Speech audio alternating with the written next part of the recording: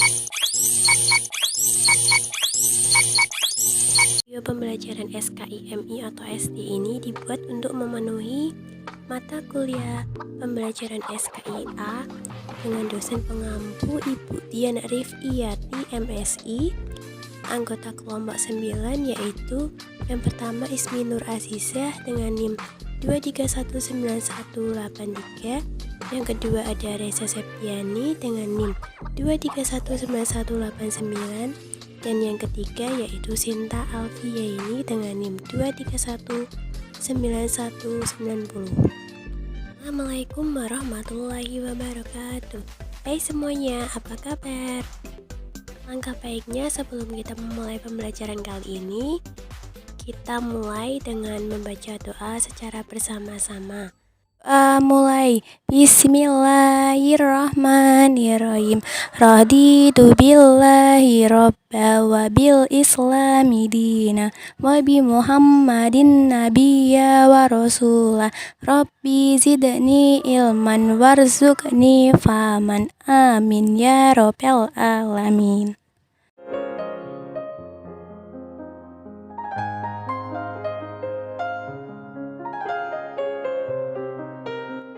Sunan Gresik atau Maulana Malik Ibrahim ialah seorang wali songo yang menurut sejarah adalah bukan orang Jawa, namun diketahui berasal dari Hasan, Iran. Saat kedatangan Sunan Gresik yang diduga terjadi pada tahun 1404 Masehi, telah ada masyarakat Islam terutama di wilayah pantai utara. Hal ini ditegaskan dengan adanya makam Fatimah binti Maimun yang wafat pada tahun 1082 Masehi.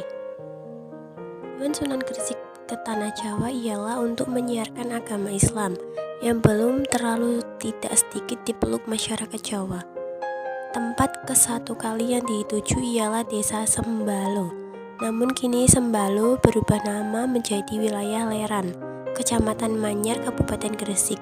Setelah hingga di Manyar, Sunan Gresik segera membina sebuah masjid.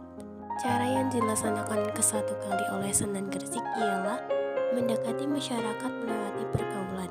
Tata bahasa yang ramah senantiasa diperlihatkannya dalam pergaulan. Sunan Gresik tidak membangkang agama dan keyakinan penduduk asli, melainkan hanya mengedepankan akhlak mulia laksana yang diberikan contoh Nabi Muhammad SAW. Berkat keramahannya, tidak sedikit masyarakat yang tertarik dengan agama Islam. Di samping berdakwah, Sunan Gresik pun berdagang, sehingga membuatnya bisa berinteraksi dengan masyarakat, tidak sedikit dan mudah. Di samping itu, raja dan semua bangsawan pun ikut serta dalam pekerjaan jual beli. Setelah mapan di masyarakat, Sunan Gresik lantas berkunjungan ke ibu kota Majapahit, Trowulan. Meskipun Raja Majapahit tidak masuk Islam, dia tetap menerima Sunan Gresik dengan baik, bahkan memberikannya sebidang tanah di tepian kota Gresik. Wilayah itulah yang kini dikenal dengan Desa Gapura. Dalam menggali kader-kader penyiar agama Islam, Sunan Gresik membuka pesantren yang menjadi lokasi mendidik pemuka agama Islam di masa selanjutnya. Hal ini serupa dengan gaya biksu Hindu mendidik semua cantrik di mandalanya. Hingga ketika ini makam Sunan Gresik masih disiarahi orang-orang yang menghargai usahanya menyebarkan agama Islam berabad-abad yang silam. Setiap malam Jumat Lagi, masyarakat setempat selalu berangjangan sana untuk berziarah. Hal atau syiarah tahunan juga diselenggarakan setiap tanggal 12 Rabiul Awal, yang dicocokkan dengan tanggal wafat pada prestasi makam Sunan Gresik. Pada acara haul biasa dilaksanakan hataman Al-Quran, pembacaan riwayat Nabi Muhammad, dan menghidangkan makanan khas Gresik yakni bubur harisah. Raden Rahmatullah atau yang lebih dikenal dengan sebutan Sunan Ampel ialah salah satu sekian dari tidak sedikit warasatul anbiya yang diandalkan oleh Allah Subhanahu wa Ta'ala.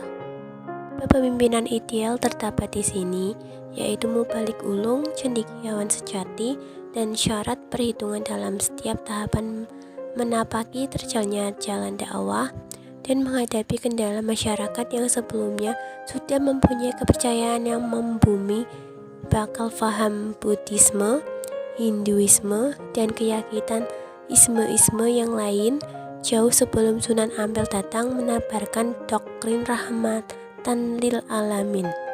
Tahapan tepat beliau kerjakan sebagai strategi mula dalam metodologi dakwahnya, yakni pembauran dengan masyarakat akar rumput yang adalah titik sentral dari sasaran dakwahnya. Saat itulah cendekiawan dan intelektualitasnya benar-benar teruji. Tidak gampang tentunya di lokasi yang paling asing, jumud dan kolot, seorang pendatang dari negeri Campa berjuang untuk beradaptasi dengan kultur sosial yang tidak pernah dikenal sebelumnya. Dengan diplomasinya yang gemilang, Kanjeng Sunan Ampel sukses mensejajarkan kaum muslimin kala tersebut dengan kalangan elit dalam kasta-kasta masyarakat dan pemerintahan Majapahit. Bahkan pemerintahan Majapahit juga sangat memuliakan dan menghargai hak-hak dan keharusan orang Islam. Bahkan tidak banyak dari punggawa kerajaan yang akhirnya mendekat agama Islam sebagai way of life-nya. Kalau metodologi dakwah Sunan Ampel dengan masyarakat akar rumput dilaksanakan dengan teknik pembauran dan pendekatan, lain halnya dengan cara yang ditempuh saat menghadapi orang-orang cerdik, cendekia. Pendekatan intelektual dengan menyerahkan pemahaman logis ialah alternatif yang beliau tempuh. Cara berdakwah Sunan Ampel, yaitu cara yang ditempuh Sunan Ampel sangat singkat dan cepat. Antara lain adalah dengan dikenalnya falsafah moh limo. Falsafah tersebut yaitu moh main atau tidak main berjudi, moh ngombe atau tidak mau mabuk karena minum minuman arak, moh maling atau tidak mau mencuri, moh madat atau tidak mau merokok atau menggunakan narkotika, moh madon atau tidak bermain dengan perempuan yang bukan istrinya. Peninggalan-peninggalan Sunan Ampel yaitu Masjid Sunan Ampel, pusaka-pusaka Sunan Ampel, keris setan koper. Sunan Bonang adalah putra dari Sunan Ampel yang diberi perintah untuk mengemban dakwah, mengajarkan agama Islam di wilayah Rembang, Lasem, dan wilayah Tuban. Raden Maktum diandalkan Sunan Ampel guna menjadi wali yang besar suatu ketika nanti, sehingga Raden Maktum diajar sejak kecil dalam masalah agama Islam oleh ayahnya. Berkat ilmu yang ditularkan oleh ayahnya, Raden Maktum Ibrahim telah mulai berdakwah pada umur remaja di negeri Pasai bareng Raden Paku. Di samping mereka berdakwah di negeri Pasai, mereka pun berguru kepada sejumlah ulama tasawuf besar di negeri Pasai. Perjuangan Sunan Bonang. Setelah mereka berguru di negeri Pasai, Raden Maktum dan Raden Paku kembali ke tanah Jawa. Setelah hingga di tanah Jawa, mereka berpisah mengarah ke daerahnya masing-masing. Raden Paku pulang ke Gresik dan menegakkan sebuah pesantren di wilayah Giri, sehingga Raden Paku dikenal dengan sebutan Sunan Giri. Raden Maktum kesudahannya melanjutkan perintah ayahnya guna berdakwah di wilayah Rembang, Tuban, dan Lasem. Perjuangan Sunan Bonang tidak terlampau sulit sebab masyarakat langsung menerima doktrin yang diajarkan oleh Raden Maktum. Strategi yang digunakan Raden Maktum ialah menggunakan media kesenian guna berdakwah. Raden Maktum tidak jarang kali berdakwah meski usianya telah tua, sehingga suatu ketika berdakwah di Pulau Bawean, Sunan Bonang meninggal dunia. Kabar ini langsung disebarluaskan untuk seluruh masyarakat Jawa. Murid-murid asuhan Sunan Bonang hadir dan menyerahkan penghormatan terakhir untuk Sunan Bonang. Beliau berkeinginan dimakamkan di wilayah Bawean atas kemauan murid-murid Sunan Bonang yang berasal dari Bawean. Tapi murid yang berasal dari Madura meminta supaya Sunan Bonang dimakamkan di dekat makam ayahnya, yakni Sunan Ampel di Surabaya. Bahkan siswa dari Madura tidak ingin kalah dengan merawat jenazah Sunan Bonang. Jenazah yang sudah dibalut dari Bawean akhirnya dibalut lagi dengan kain kafan dari Surabaya. Namun pada malam hari, siswa dari Madura dan Surabaya menggunakan ilmu sirep untuk menciptakan ngantuk orang-orang Bawean dan Tuban. Saat membawa jenazah Sunan Bonang ke kapal, kain kafan yang satu terbelakang di Bawean. Kemudian kapal berlayar mengarah ke Surabaya. Tapi ketika di perairan Tuban, kapal tidak dapat bergerak, sehingga jenazah Sunan Bonang dimakamkan di Tuban, yakni di sebelah barat Masjid Jami Tuban. Sementara itu, kain kafan yang terbelakang di Bawean pun ada jenazah Sunan Bonang. Orang-orang Bawean juga mengebumikan jenazah Sunan Bonang dengan hikmat.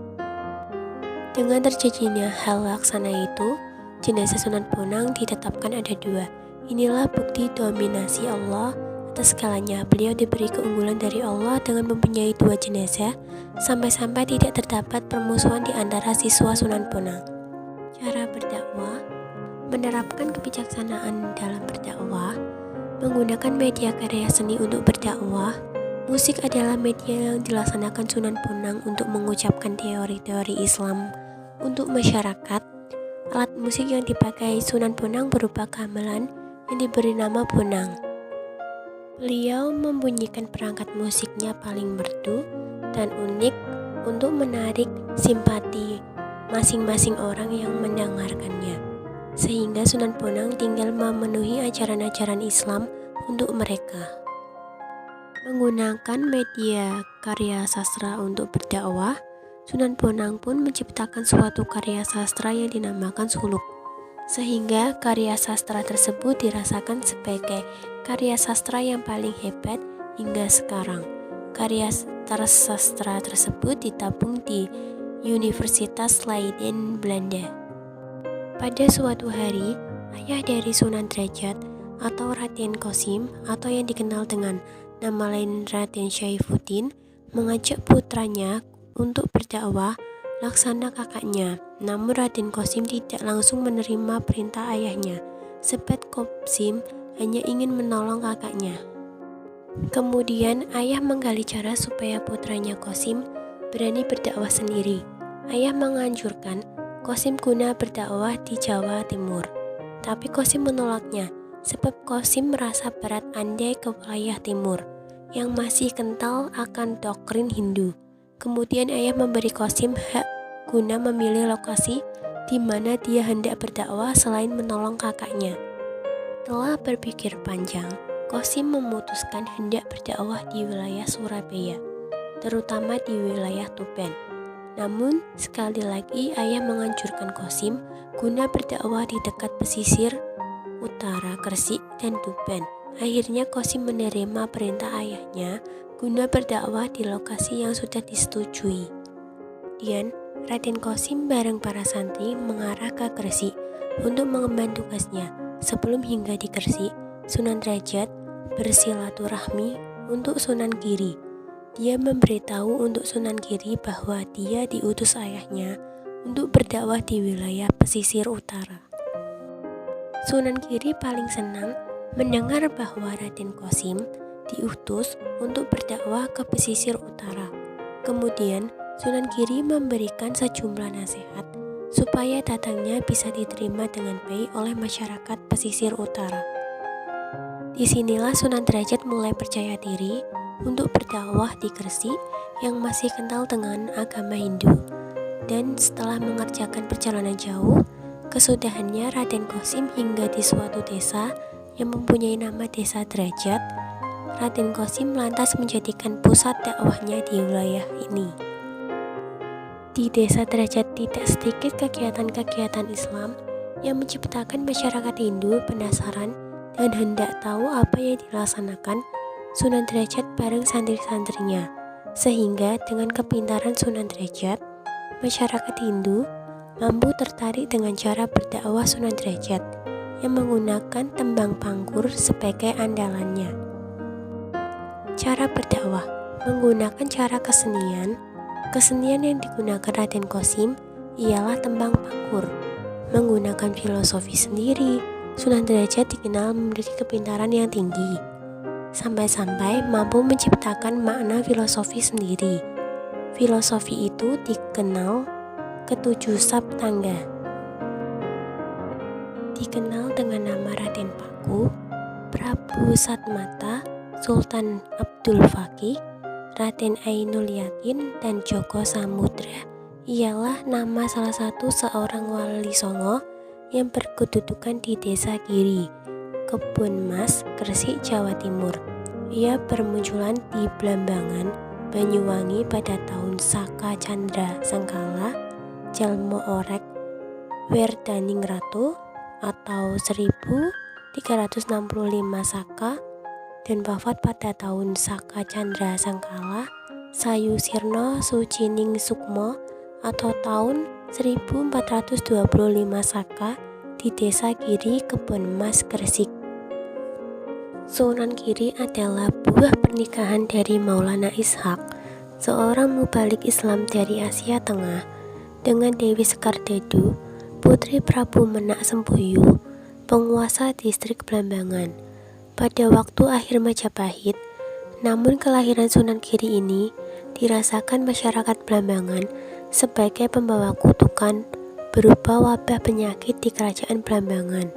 Kelahiran Sunan Giri disambut Prabu Menak Sempuyu dengan membuatkan peti tercipta dari besi untuk lokasi bayi dan memerintahkan untuk para pengawal kerajaan untuk menghanyutkannya ke laut. Peta itu pun tak lama tersiar oleh Dewi Sekardedu. Dewi Sekardedu berlari memburu bayi yang baru saja dilahirkannya. Siang dan malam menyusuri pantai dengan tidak memikirkan lagi bakal nasib dirinya. Dewi Sekardedu pun meninggal dalam pencariannya. Cara berdakwah setelah 3 tahun berguru untuk ayahnya, Raden Paku atau lebih dikenal dengan Raden Ainul Yakin, pulang ke Jawa. Ia lantas mendirikan suatu pesantren Giri di suatu perbukitan di Desa Sidomukti, Kebun Mas. Dalam bahasa Jawa, Giri berarti gunung. Sejak itulah ia dikenal masyarakat dengan sebutan Sunan Giri. Pesantren Giri lantas menjadi familiar sebagai di antara pusat penyebaran agama Islam di Jawa. Bahkan pengaruhnya hingga ke Madura, Lombok, Kalimantan, Sulawesi, dan Maluku. Pengaruh Giri terus berkembang hingga menjadi kerajaan kecil yang dinamakan Giri Ketaton, yang menguasai Gresik dan sekitarnya selama sejumlah generasi hingga akhirnya ditumbangkan oleh Sultan Agung. Sunan Giri berdakwah melalui teknik ceramah-ceramah di masyarakat dan di pesantren Giri. Di samping ceramah, beliau pun menyampaikan ajaran-ajaran agama Islam melewati permainan tradisional anak-anak, laksana, jelungan, dan cublak suweng. Alhamdulillahirrabbilalamin, pembelajaran kali ini telah selesai. Cukup sekian dan terima kasih. Wassalamualaikum warahmatullahi wabarakatuh.